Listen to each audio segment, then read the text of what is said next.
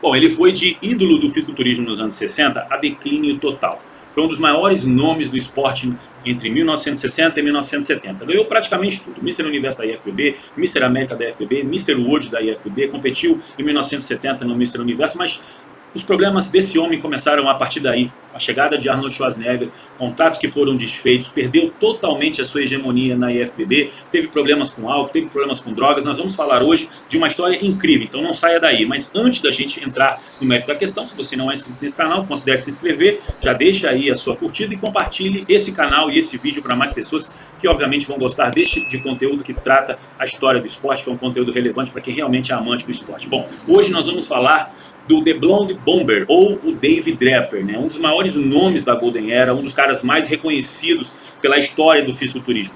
Dave Draper, ele chega na Califórnia praticamente quando aconteceu um problema na Muscle Beach. Os fisiculturistas foram expulsos da praia por conta de um envolvimento de alguns jovens que treinavam ali com uma menor. Foi um caso de estupro, mas que desencadeou num problema muito sério. Praticamente todos os fisiculturistas que treinavam ali foram treinar num espaço chamado de The Dungeon, que era um espaço inativo, ficava abaixo de uma choperia, né? Eles chamaram ali de, obviamente, uma academia muito hostil, eles chamaram ali de o calabouço. David Draper foi treinar nesse lugar, na verdade ele chega exatamente nesse momento, e lá estavam treinando caras como o Hugo Labra, como o George Aferman, como o Chuck Corwus, né? Chuck Sippers é um outro cara. E o David Draper chegou nesse momento. Ali ele fez e construiu um dos maiores físicos da Golden Era, num espaço que não tinha iluminação, não tinha ventilação, era um espaço fechado, não tinha aparelhagem adequada. Segundo o David Draper, se podia treinar apenas 2 horas, porque nos dias quentes também, né, por conta da choperia, a cerveja escorria pela parede, se misturava com o suor dos atletas, era um odor praticamente insuportável. Agora, esse homem, ele carregou a IFBB nas costas nos anos 60. Era o menino de ouro do Joe Weider. Chegou a fazer um filme em 1967 chamado Não Faça Ondas. Um filme que teve participação, por exemplo, de Chet Orton, que venceu o Arnold de 1966 no Mr. Universo, e também o Reg Lewis, que competiu com o Arnold de 1970 no Mr. Olympia. Bom, esse filme foi um enorme sucesso dentro do nicho. Mesmo assim, com toda essa popularidade, o homem que ganhou o Mr. World, Mr. Universo, a Mr. América da IFBB, era uma hegemonia na década de 60.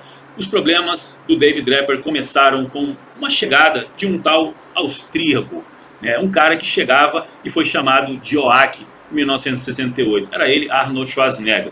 Bom, o Albert Buzek, que era empresário do Arnold em 1968, mandou umas fotos do Arnold tiradas na revista Sport Review, que era a principal revista alemã, para o Joe Weider. Quando ele bateu o olho no Arnold, ele percebeu a diferença do Dave Draper. E o Dave Draper era alguém, um cara, que ele poderia alcançar apenas nos Estados Unidos. Era um nome para se alcançar a América, porém o Arnold era um nome para o mundo. Ele pega o telefone, o Arnold tinha acabado de ganhar o Mr. Universo da NABA naquele ano, ele liga para o Arnold e fala o seguinte: você será o maior fisiculturista de todos os tempos, eu quero você na América.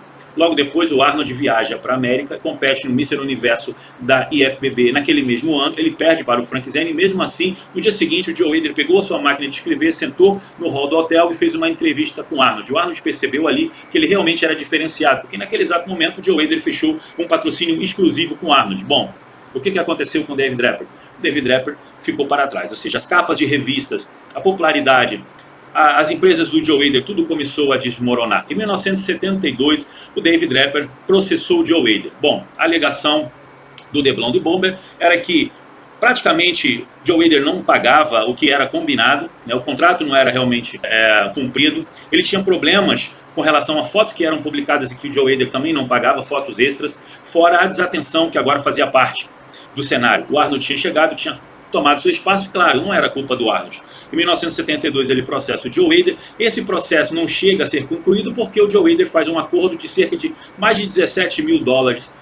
Ele pagou para o Dave Draper e assim encerrou o problema. A questão toda é que, após esse encerramento de vínculo com a IFBB, o Dave Draper entrou num declínio emocional. Segundo ele, foi o pior momento da sua vida. Ele não culpa ninguém, mas ele chegou a dizer que ele não estava bem consigo mesmo, né? Ele tinha perdido tudo que ele havia conquistado. Isso porque em 1970 foi o seu último ano de competições. O David Draper viajou para Londres com a equipe para competir no Mr. Universo da NABA. Era um Mr. Universo muito tradicional, porém, mesmo só tendo o Arnold à sua frente, aparentemente, competiu um certo britânico, um homem que era ali muito conhecido dos ingleses era ele, o Reg Park. O Reg Park foi, inclusive, 3 vezes Mr. Universo. Ninguém sabia que ele ia competir, porque o Reg Park tinha essa mania. Ele chegava e competia em cima do laço mesmo. Bom, o David Draper perde para o Reg Park, fica em 3º lugar, e para ele aquilo ali foi a gota d'água. Ele praticamente chegou a dizer que o fisiculturismo já não existia mais, que a Golden Era tinha acabado, que os esteroides roubaram a observação